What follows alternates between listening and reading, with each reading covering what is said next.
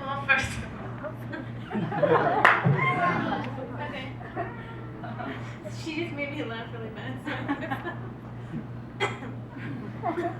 Okay. Sorry. Well, first off, can I give another round of applause to all the kids who did something really good job.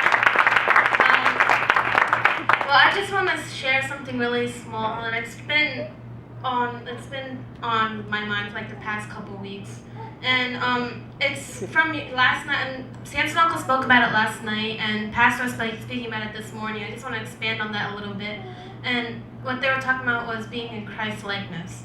And especially I want to talk to the youth who it's our age, because we are beginning our stages of teenage, and I can see that there are a lot of peer pressure, like Pastor said. So sometimes when we give into peer pressure, that's also giving into conformity. So you guys know what conformity is? No? You guys don't know what it is, right? Okay. So conformity is like adjusting your own mind to a particular group. I learned this in the psychology. So basically, as teenagers, what we do is that we like to conform with specific groups, and we like to act like them, and we adjust our minds to think like they do.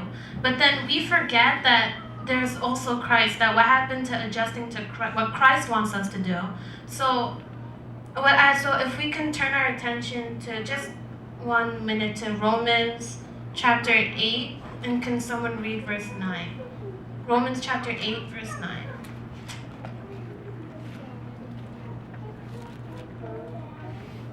But ye are not in the flesh, but in the Spirit, if so be that the Spirit of God dwell in you. Now if any man have not the Spirit of Christ, he is none of his. Okay, so it says that how the sinful nature, but by Spirit, the Spirit of God lives in you. If anyone does not have the Spirit, he does not belong to Christ. So we have to ask ourselves, where is our Spirit of God within ourselves? It's always because every day we think like we're in work or we're in school, and we forget about Christ. I'm talking to myself too, because being through high school and now transitioning to college, you are a completely different person. I'm seeing around myself that there are a lot of people who've changed, and they changed for others to accept them. But then, like Pastor said today, we have to be that light of the world. We have to go shine ourselves onto those people, because they're lost and they don't know where they're going. And and if we just stand back and just watch them, then they'll just fall into the pits of hell, and we don't want that, especially for our friends who are struggling.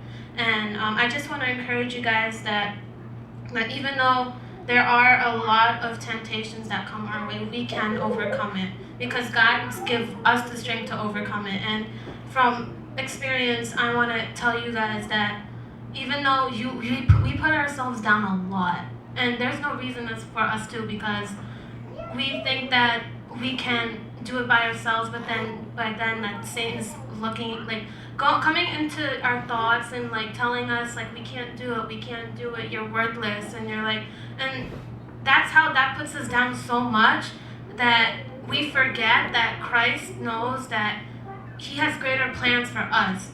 There's a joke that my dad said yesterday. He's like, you want to tell God a joke? Just tell him your plans.